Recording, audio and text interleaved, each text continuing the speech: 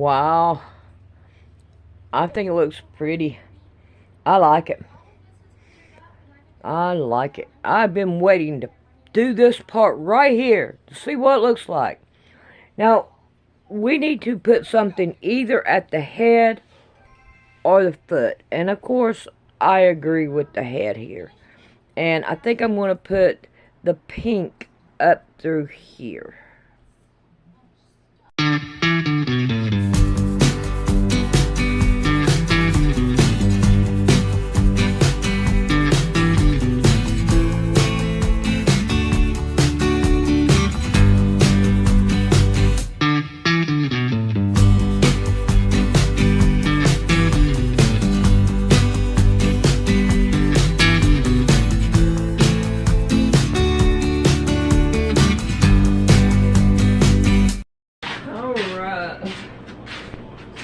Now we have this. Now, what I want to do is I want to make sure that the back is not bubbled to the front.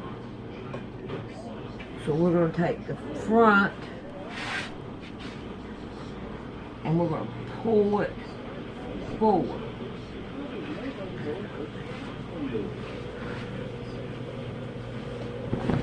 Turn it over.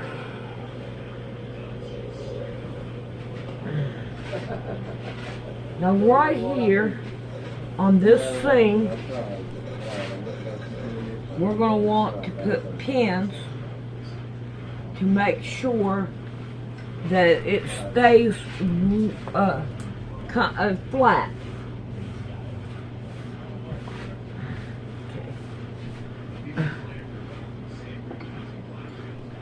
Because we want the flat. Alright. So we're going to start pinning. Wait a minute. No, that ain't going to work.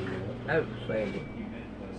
We need to take and, yeah, put them down here. There we go. I'm trying to figure, that ain't gonna work either because we'll have to do the front. Oh, Sadie, how'd you do this last time? I don't remember. Okay, well, let's just see what we can do about flipping it over, back over again.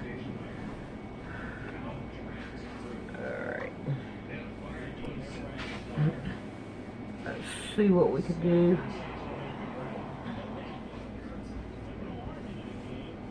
About pulling it. There we go. Right there we go. Pulling them together. You know what? I think I'm going to start taking these out because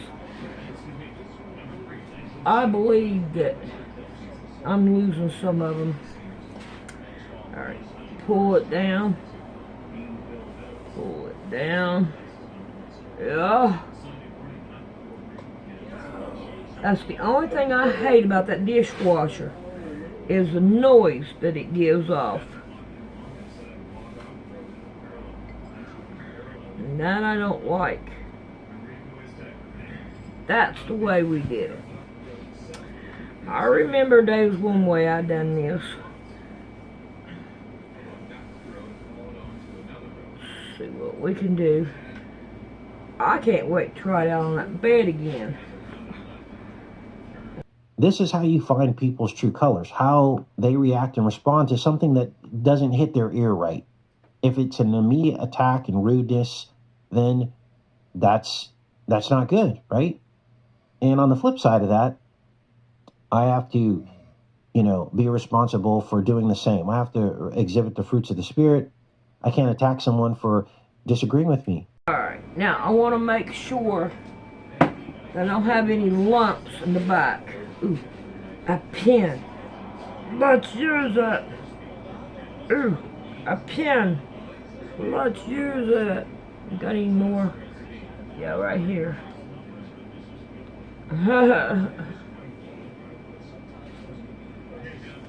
Alright. Let's check out the back. Make sure we ain't got any bubbles or anything. Alright.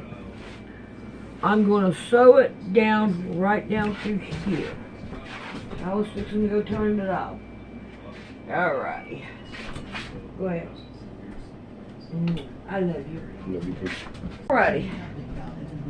I'm going to use this, and I'm going to draw down through here, and I'm going to make sure that I have enough on the back.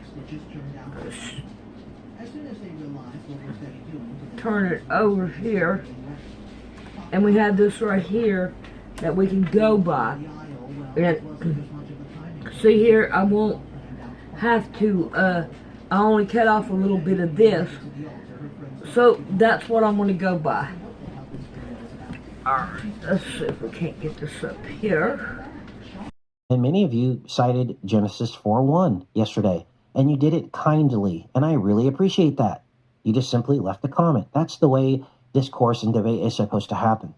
And my reply to Genesis 4:1, as many of you saw, was that verse, the word from the Lord, from, is translated, I'm going to say this 100 times, is translated as against the Lord.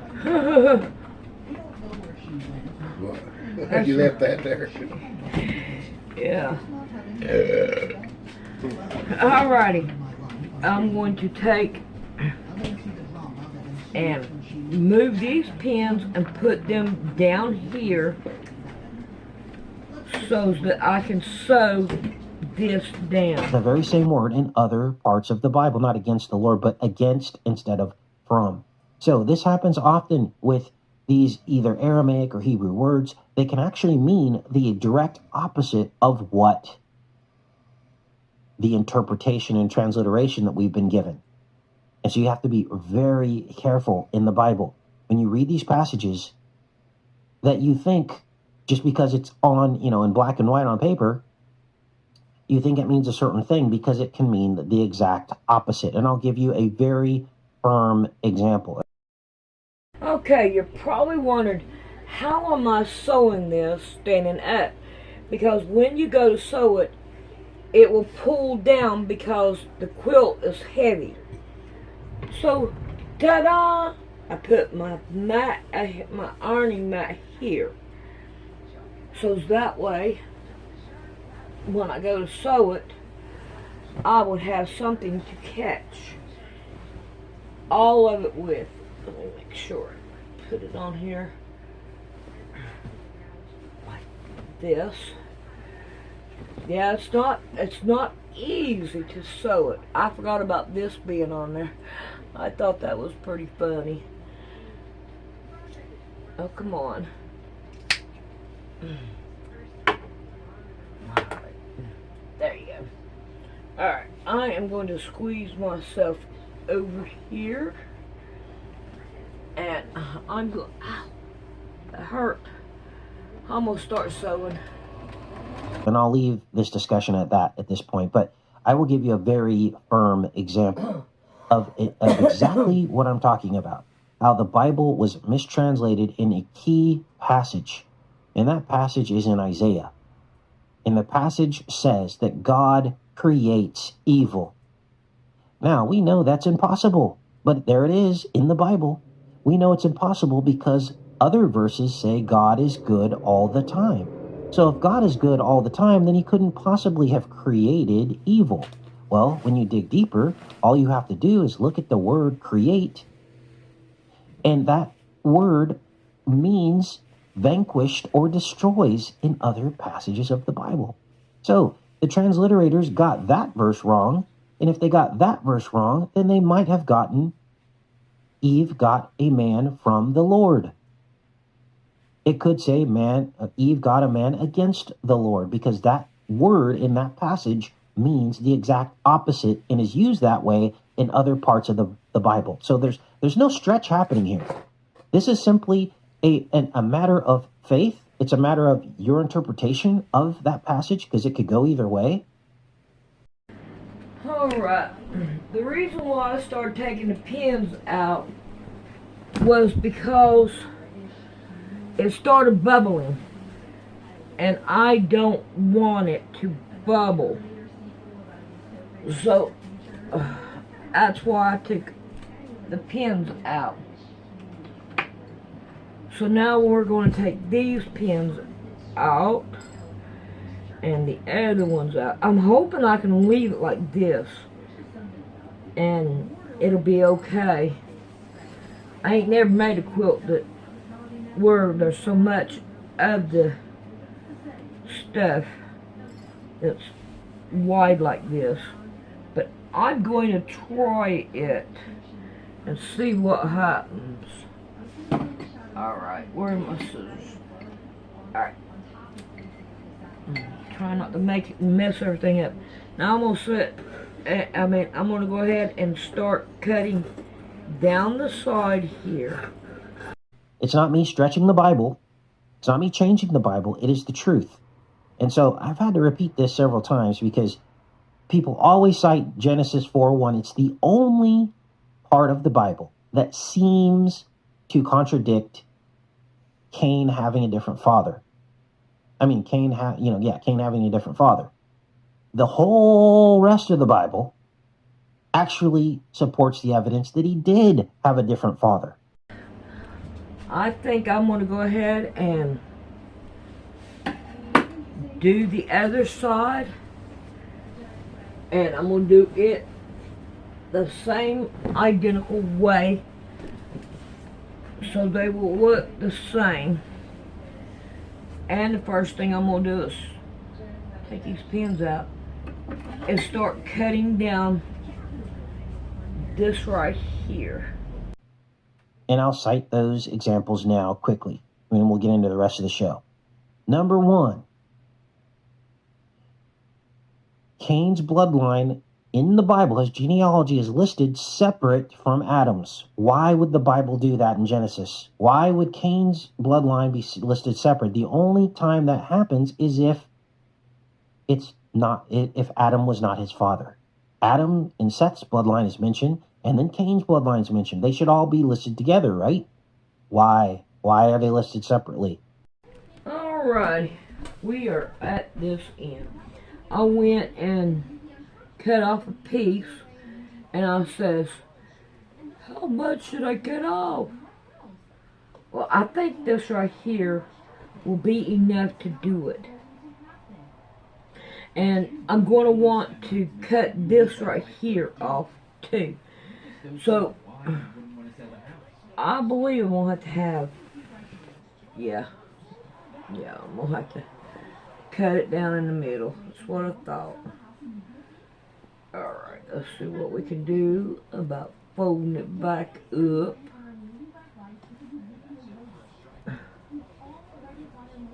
Now, I'm not going to worry about it not being straight here because, as we can tell, it will work. Alright. Because Cain is not Adam's son. When you look at the Bible literally, instead of seeing it through the lens of how we've been told to interpret it, you begin to see these things.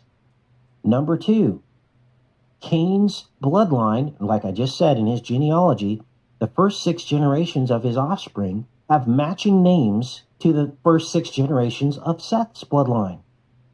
Why is that? Why are they copycat names? Why are there 2 Enochs, 2 Jareds, 2 Methuselahs? There's something that happened there in the bloodline. Now, this is all in the Bible. All you got to do is look. But people want to argue because they don't want to look, or they want to believe what they've been told by their Christian paradigm. Or it's just too painful for them to think of things in a different light. Here's the third reason. Jesus called out the Pharisees and said, "You are of your father the devil, the first murderer."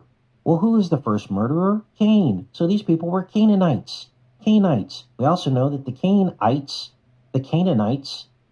were giants. We also know that the descendants of the Canaanites and Ham's descendants were Mizraim, which were giants as well, which is Egypt. They're all depicted in the hieroglyphs twice the size of the slaves.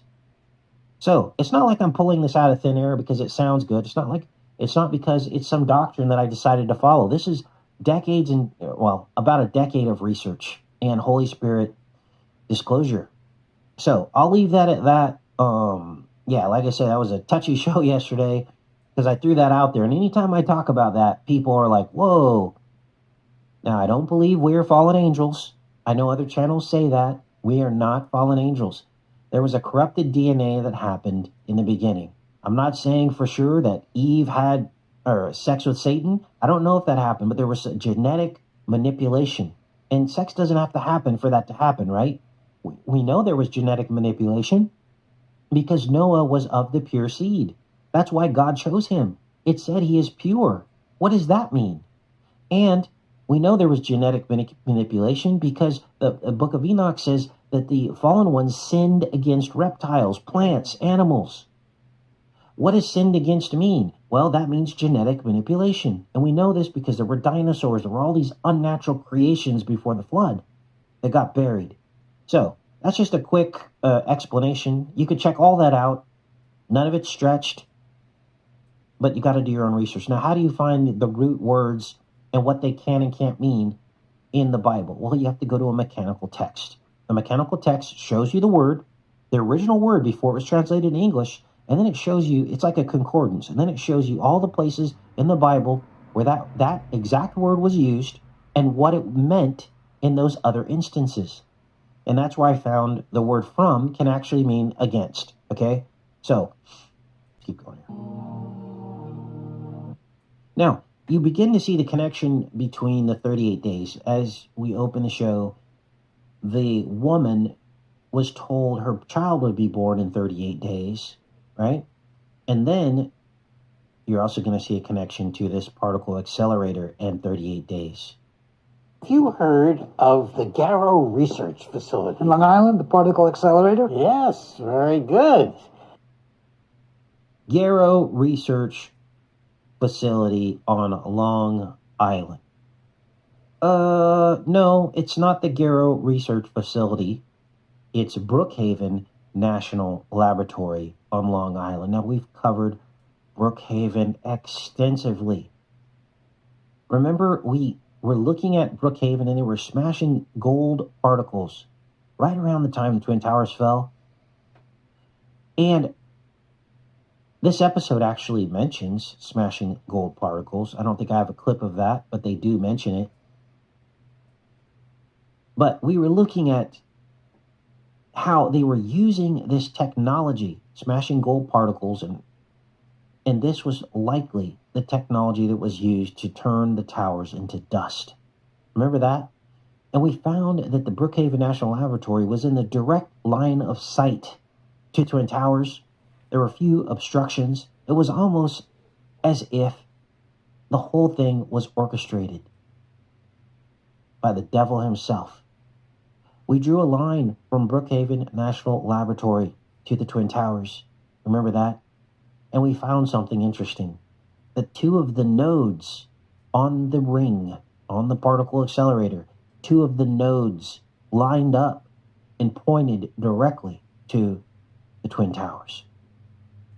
We also found that Brookhaven National, or listen carefully here, Brookhaven National Laboratory, the zip code that was developed before the Twin Towers were ever built. Does anyone remember the zip code? Let's see who is paying attention. I'm putting this on live chat now. Does anyone remember the zip code of Brookhaven National Laboratories that was put into place before the Twin Towers were ever built? Let's see who's paying attention. I've got it on live chat now. All right. Good morning, everybody. All righty. So, now I thought about putting lace around it. Okay, I'm going to do this like this. But, I don't think it'd look good. I already put it on there and I didn't like it. So, I'm not going to put no lace around it. But so far, it is turning out good. I'm going to make sure I get all the whole thing. Alright, where's my mark at? Okay, maybe that might help me. Yep. Alright.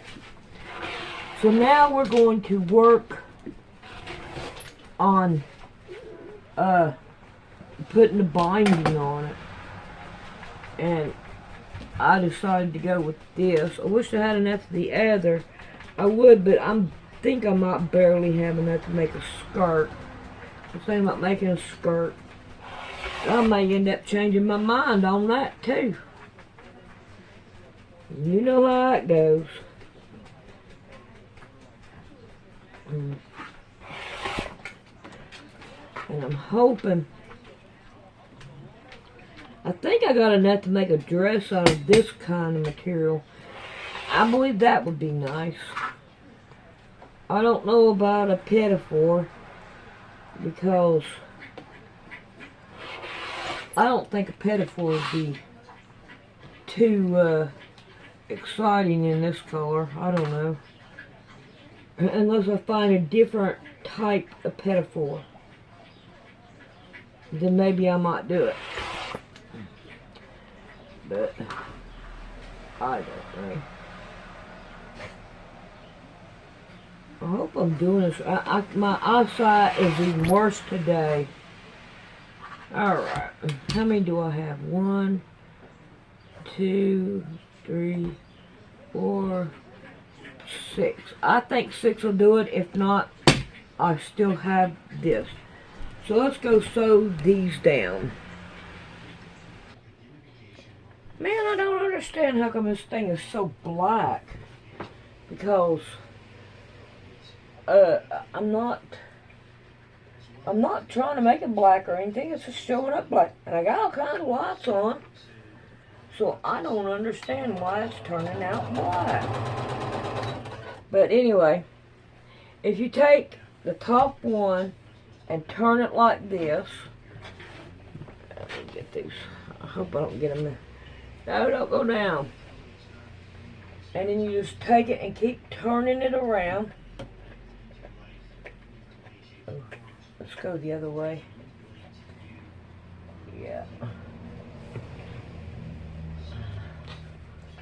Man. There we go. Try to put it close together so I don't have to cut them all the way. Top one, turn it over. Lay it down. I only have to cut a little bit off of these, and that's just a salvage edge. But if you got the end here, and you get the other end, you don't have to cut that much off of it. Well, come on now, did I not see it right? Yeah, I didn't see it right. And that way, I'm hoping I have enough to finish it.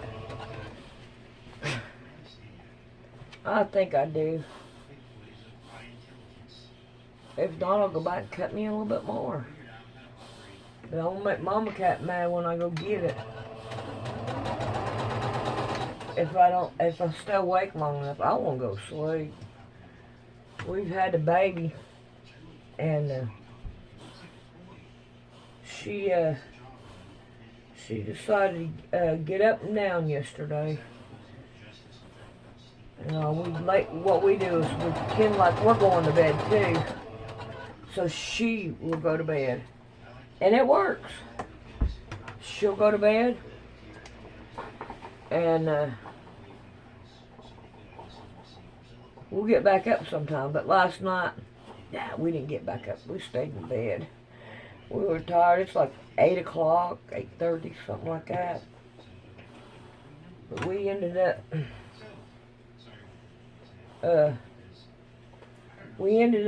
just going to bed. Okay. But yeah, I'm going to cut some of this off. And there we go. I think this is a pretty quilt.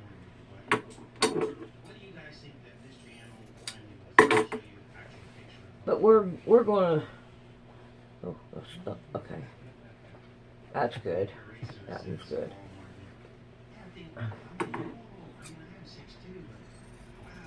There we go. Alrighty, I think I'm gonna go ahead and put it on, and then we'll see what it looks like when we get done. Here's the foot of it, and the middle, and the top of it. Now I do have a signature patch on there, but however, it's so really dark in that corner, I really doubt you can see it.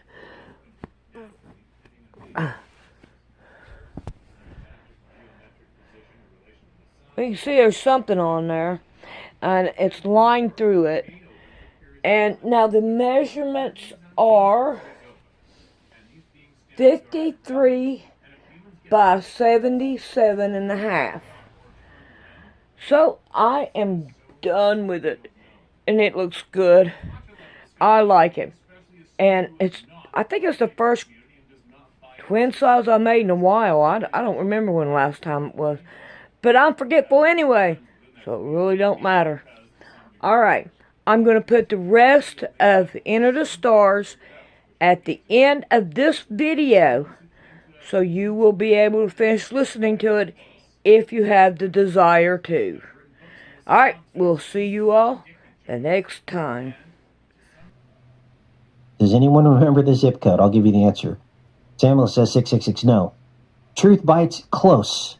The zip code, you ready for this? For Brookhaven National Laboratory, before the Twin Towers were ever built, is 11973. Well, so what, Casey? Well, it encodes the construction date, 1973, is when the towers opened, and the date that they would fall down, 28 years later, which was 9/11, of course. So you literally have a portal zip code. Let me write it down for you. 11973. So, the date they opened and the date they fell down 28 years later. I couldn't believe it when I found that. Now let's keep going, because this is crazy. Garrow Research Facility, it's actually Brookhaven National Laboratories. What is this about? Well, you can't help but notice the word arrow inside of the word Garrow. This is the arrow in the chest. This is the opening of the bottomless pit that we've been talking about, the arrow in the chest. This is how they time travel. This is how they possess. Remember all this?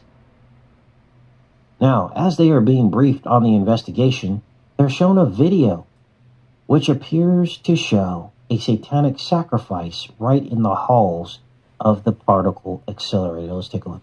It's a machine to split the atom. It actually splits the proton of the atom. Well, it's a 14-mile loop that accelerates electrons and protons close to the speed of light to split them. Well, they're having problems. Now, 14-mile loop. Well, 14 is half 28. So 14 and 14, the 28 total years that the World Trade Center stood. And that has significance all of its own, connected to the crucifixion of Jesus, because it was a crucifixion ritual. The dustification of the towers, the tainted dust, the cursed dust of this reality. Now, when is it supposed to open? 38 days from now? Yes. Why? 38 days. So you see the juxtaposition of the 38 days of the Hadron Collider opening and the 38 days where her child is supposed to be born. 38 days. Yes. They say the particle accelerator will open the gates of hell. So the scientists, they want us to prove they're not opening the gates of hell. And the scientists are asking us to investigate and give them a clean bill of health. Help us, Satan. Help us open this portal. So here is the video that I mentioned a little bit earlier. I kind of jumped the gun a little bit. But they appear to be showing a satanic sacrifice. Now, we saw the video of that at CERN. Remember that? Like, what was that, 4 or 5 years ago now? And so they're duplicating this in the TV episode. We deliver this sacrifice to you. What's that? Something that was filmed down in the particle accelerator. Bring her forward. What the hell?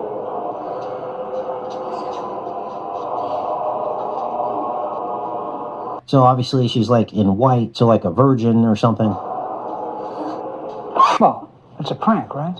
Well, I don't know. That's your job.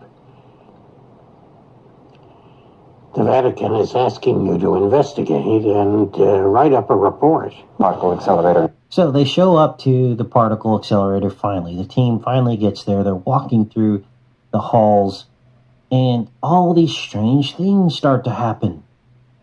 And the staff at the particle accelerator, they just write everything off as coincidence and pranks.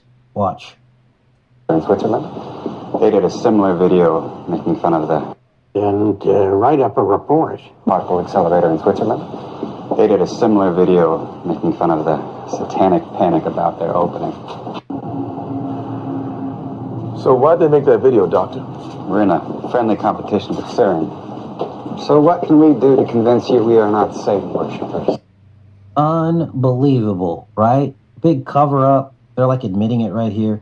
And everyone drives around on these little scooters, which is crazy because it's 14 miles. A scooter is not really going to do it. You need really a faster way of getting around this ring. Well, it would help to talk to the woman in the video. Sinkhole. Now, one of the workers, this guy, he passes them a note on the down low, and he basically says he has more information about what's going on in the bowels of CERN, or the Hadron Collider. And he says that when they built the collider, that they opened the bottomless pit, and that there was a creature inside. Let's listen. Really deep. It just collapsed on them, widening the loop on the proton collider. They broke through something. But there's something there. Something under the concrete. And the crew said they couldn't see the bottom of it. A creature. It dragged that woman into it. What woman? The one from the video? This is the hydrogen junction. Whoa, did you just hear that? Unbelievable. Now, the team then goes to the main part of the accelerator, known as the Hydra conjunction. We probably have about 50 videos about the Hydra, don't we? Because we keep hearing this mentioned in entertainment media, and we've tried to document everything we found on the Hydra. The one from the video? This is the hydrogen junction. That's where the beams converge. So they're literally standing in front of CERN. This is unbelievable.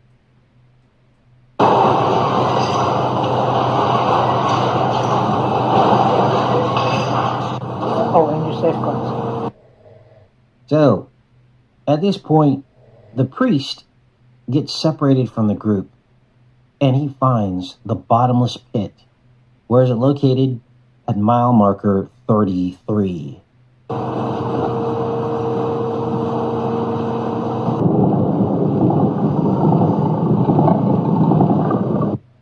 Unbelievable. And it's under a blue tarp.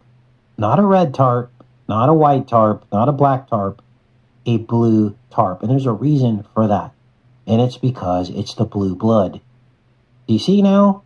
There's too much blue blood symbolism out there to not understand what's happening. And they're bragging about it. And our own body of Christ won't even believe it.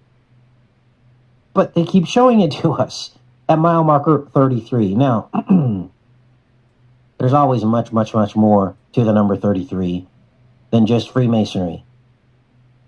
And I actually thank these people for putting the number 33 in there, because sometimes this is what people need to see. They need to literally see it spelled out and repeated over and over again before they understand that what they're watching isn't just simple entertainment media. There's a reason. It's not 42, it's not 25, it's always 33. And that will help people wake up. So keep on putting that 33 in there, entertainment media, because all you're doing is helping people to wake up. Now let's keep watching here, because he can actually literally hear the screams of hell.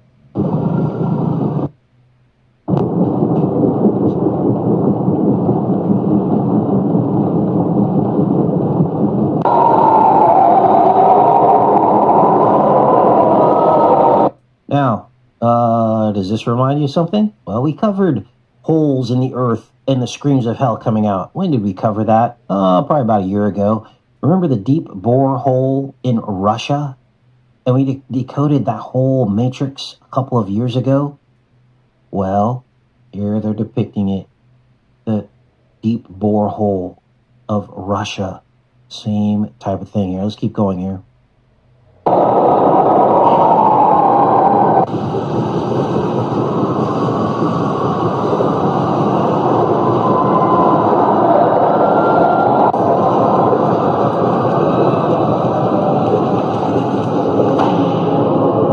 An angel told me the world would end in 38 days, starting with the reign of the Antichrist. I'm having a son in 38 days. So the episode ends, of course, with that weird 38-day synchronicity. 38 days until the end of the world. 38 days until CERN opens. 38 days before the birth of that woman. So, who is the Antichrist and what's up with the 38 days? Now, I have no idea. I'm not going to try to guess about something so important about the 38. Only time will tell if this TV show is accurate to reality. We know it is in some way, shape, or form. Otherwise, they wouldn't have published it. But to try to speculate and guess, I'm not going to do that. We're simply observing what's happening here. So this was the first episode, of course. The next episode releases tomorrow. So I will be on that. But for the time being, tomorrow we're going to get into some headlines tomorrow.